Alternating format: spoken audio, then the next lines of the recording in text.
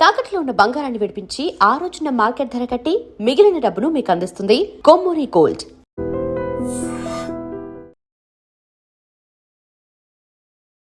మీ సీజన్‌లో ఈ కళ్యాణ్, తనూజ బాగుంది. జెన్యూన్ లవ్వా? ఫ్రెండ్‌షిప్ అది? Friendship, pure friendship guys. వాళ్ళిద్దరు చాలా బాగున్నారు, మంచిగా ఉన్నారు. మీరు కొట్టుకోకండి. తనుజ, కళ్యాణ్ ఇద్దరు కూడా చాలా చాలా చాలా బాగున్నారు. కాజా ఫ్యాన్స్ హ్యాపీగా ఉండండి. కాజానా? కాజా ఫ్యాన్సే కదా అంటారు కాదా? నాకు తెలియదు. కళ్యాణ్ తనుజ ఫ్యాన్స్ కాదా? కళ్యాణ్, తనూజ, కాజానా అనుకుంటా, నాకు తెలియదు. నేను అదే నువ్వు అనుకుంటున్నా. క్రియేట్ చేసావా? నువ్వు తీసి కాదు ఫ్యాన్స్ పేరే ఫ్యాన్ కాజానా? పేజ్ అని విన్నాను నేను, తెలియదు. Okay okay okay. I guess so. ఎలా ఉంది నీకు ఈ ఫ్యాన్ వార్స్ ఇవన్నీ బయట? చూశాను కదా నేను.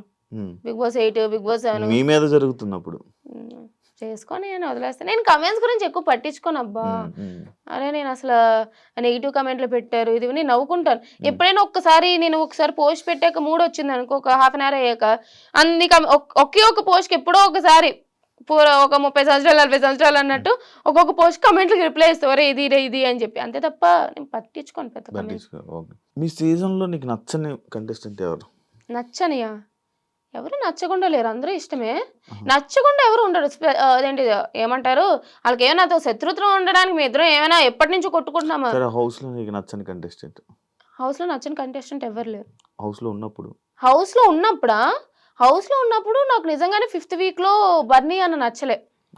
ఆ బెట్ టాస్క్ అది అయింది కదా, అప్పుడు ఎక్కడో నాకు టార్గెట్ చేసినట్టు అనిపించింది అనమాట. అండ్ అట్లా అవుతూ బిగ్ బాస్ బజ్ లో అంటే నాకు ఇమ్యూనిటీ వచ్చే ఛాన్స్ ఉంది, బట్ ఆయన తోయడం వల్ల somewhere I lose that immunity and అట్లా డేంజర్ జోన్ లోకి వెళ్ళడం.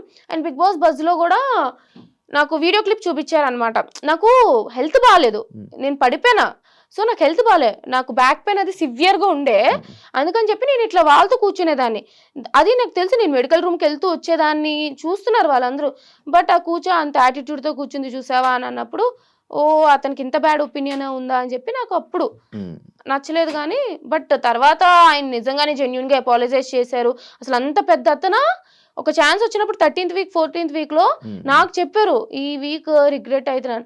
సో ఆ వీక్ లో నచ్చలేదు, కానీ తర్వాత అందరితో కూడా బాగానే ఉన్నారు. బిగ్ బాస్ లో నీకు నచ్చింది ఏంటి, నచ్చలేదు ఏంటి? బిగ్ బాస్ ఓవరాల్ జర్నీలో నచ్చిందా? బాగుంటది ఎక్స్పీరియన్స్. ఇట్స్ లైక్ అసలు బయట ప్రపంచం వేరు, లోపల వేరు. అసలు కొన్నిసార్లు మనం ఫేసెస్ కూడా మర్చిపోతాం, బయట ఉన్న వాళ్ళ నేమ్స్ మర్చిపోతాం. It's completely different. నాకు నిజంగా చాలా ఎంజాయ్ చేశా. నచ్చలేదు ఏంటంటే బోర్ కొడుతుంది కొన్నిసార్లు. ఇప్పుడు టాస్క్లు చేసేటప్పుడు ఆ బ్లైండ్స్ వచ్చేసి పడుకోకూడదు, బయట వాళ్ళ గురించి మాట్లాడకూడదు. పోనీ ఇంట్రెస్టింగ్ ఏదైనా కొంచెం మాట్లాడదామంటే అన్ని కూడా మాట్లాడకూడదు. పోనీ ఏమైనా కొంచెం స్పైసీగా మాట్లాడదామంటే కెమెరాలు ఉంటాయి, ఏం మాట్లాడతాం. హౌస్ లో వాళ్ళ గురించి మాట్లాడితే మళ్ళీ అది ఒక పెద్ద కాంట్రవర్సీ టాపిక్ అవుతుంది. సో బోర్ కొట్టేది, నిద్రపోకూడదు. చాలా ఒక 2-3 గంటలు లోపలే కూర్చునే వాళ్ళం కదా, అది నచ్చేది కాదు. ఏం నేర్చుకున్నావు హౌస్ వల్ల, బిగ్ బాస్ వల్ల, ఈ జర్నీ వల్ల, ఈ అగ్ని పరీక్ష నుంచి నీ టోటల్ ఈ ఇండస్ట్రీ జర్నీలో ఏం నేర్చుకున్నావు, ఏం తెలుసుకుంటున్నావు?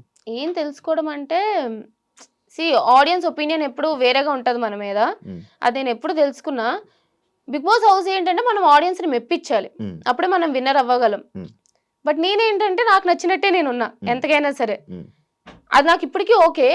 బట్ స్టిల్ సమ్వేర్ ఏంటంటే కొన్నిసార్లు మనం బ్యాక్ స్టెప్ వేయడం కూడా మంచిదే. అన్నిట్లో వెళ్ళిపోవాల్సిన లేదు. నీ వాయిస్ ఎక్కడ రేస్ చేస్తే అక్కడ మంచిది, ప్రతి దాంట్లో నీకు అక్కలేని వాటిలో వెళ్ళిపోకూడదు అన్న ఇది నేర్చుకున్నా.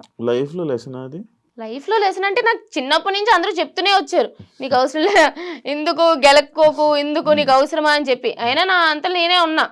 బట్ ఏంటంటే వాళ్ళకి అక్కర్లేనప్పుడు నువ్వు అంత ఇంపార్టెన్స్ ఇవ్వక్కర్లేదు, నువ్వు వాళ్ళ గురించి మాట్లాడాల్సిన అవసరం లేదు, ప్రతిదీ నీకే అన్నట్టు.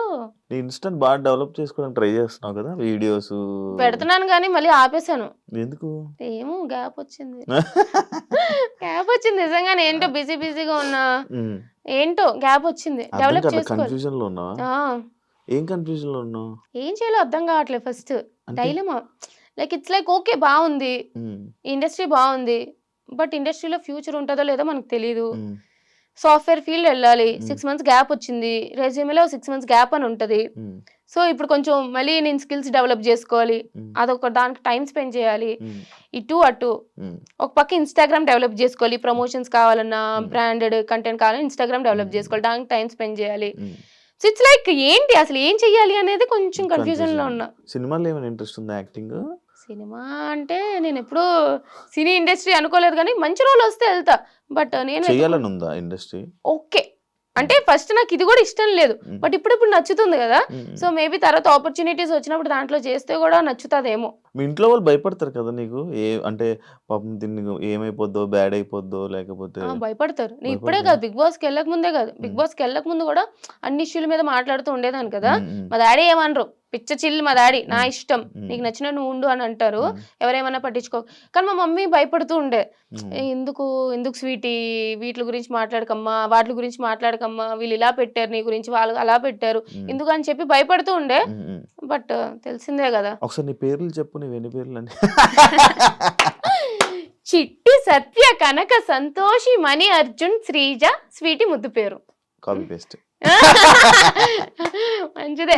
అన్ని పేర్లు పెట్టినవే అంటే లైక్ ఒక్కొక్క దేవుడికి మొక్కి ఒక్కొక్క పేరు పెట్టారు అనమాట. నాకు చిట్టి అంటే మా మా డాడీ వాళ్ళ నాన్నమ్మ పేరు, సత్య అంటే మా నాన్నమ్మ పేరు, కనక మహాలక్ష్మి, అర్జున పాల్గొన అని అనుకుంటారని అర్జున, అట్లాగా అన్ని పెట్టారు. ఇవన్నీ వదిలేసి ఇవన్నీ తర్వాత వచ్చాయి. ఫస్ట్ నాకు ఇంట్లో వాళ్ళు పిలిచేది స్వీటీ అని. 5 months వరకు నాకు పేరు పెట్టలేదంట. సో అందుకని చెప్పి అప్పుడు కొంచెం చైనా పిల్లలో ఉండేదని చెప్పి స్వీటీ అని పెట్టారు. అందుకు అందరూ ఇంట్లో వాళ్ళందరూ స్వీటీ అంటారు, తర్వాత పేరు పెట్టారు శ్రీజ అని. ఇన్స్టాగ్రామ్ లో కొన్ని నీ వీడియోస్ చూస్తుంటాను, లైక్ అప్పుడులో చూసేవాడు, నేను స్టార్టింగ్ లో చెప్పాను కదా. ఎందుకు ప్రతి దాన్ని కెలుక్కుంటావు, అంటే ఆ రీల్స్ చెప్తూ ఉంటావు, అంటే దానికి ఇష్యూస్ మీద వీడియోస్ చేస్తూ ఉంటావు. ఇప్పుడు కొన్ని ఉంటాయి. అయితే నేను చాలా ఇష్యూస్ ఏంటంటే నేను గెలుక్కోను. నాకు ఏంటంటే ఇప్పుడు చిన్నపిల్లల్ని సెక్షువల్ అబ్యూస్ చేశారు, లేదా ఇక్కడ ఒక స్కూల్లో వాళ్ళ ప్రిన్సిపల్ అబ్యూస్ చేశారనో, లేదా సమ్ అదర్ థింగ్, ఎవరైనా మాట్లాడాలి కదా. ఇప్పుడు అబ్బాయిలు మాట్లాడేదానికి అమ్మాయిలు మాట్లాడేదానికి చాలా డిఫరెన్స్ ఉంటుంది. అమ్మాయిలు మాట్లాడితే సరే తిట్టుకుంటారో చేస్తారో, మీ డ్రెస్సింగ్ వల్ల ఇలా జరుగుతుంది అని చెప్తూ ఉంటారు చాలా మంది. బట్ చిన్న పిల్లలు ఏం చేశారు, వాళ్ళ డ్రెస్సింగ్ ఇది కాదు, ఎవరో ఒకరు మాట్లాడాలి. చాలా మంది అమ్మాయిలు ఏంటంటే ఎక్కడో ట్రోల్ అయిపోతాం, ఇట్లా కమెంట్స్ పెడతారు, విసిగిస్తారు, లేదా ఏదో నెగిటివ్ చేస్తారని ఆగిపోతారు. నాకు కమెంట్స్ మీద ఫరక్ పడలే. బట్ ఏంటంటే మాట్లాడాలి, ఎవరొకరు సపోర్ట్గా నిలవాలి అనే ఉద్దేశంతోనే వాళ్ళు అనుకొని నాకు ఒక ఇష్యూ చూశాను, నాకు నచ్చలేదు, నేను మాట్లాడతా, అట్లా మాట్లాడేదాన్ని. Thank you so much. నిజంగానే ఎక్స్పెక్ట్ చేయలే. ఓడియమ్మా శివ ఇంటర్వ్యూకి వచ్చి అసలు ఏం లేకుండా, కాంట్రవర్సీ లేకుండా, ఏమీ లేకుండా, నిజం చెప్తున్నాను గైస్. కానీ జెన్యున్ గా నేను శివతో ట్రావెల్ చేసా బిగ్ బాస్ నుంచి బయటకు వచ్చాక. మంచోడు, మీకు స్క్రీన్ లో కనిపించేలాగా నిజంగా చాలా మంచోడు. Thank you so much. Wish you all the best. Thank you so much. నీ జర్నీ ఇంకా చాలా మంచిగా వెళ్ళాలి.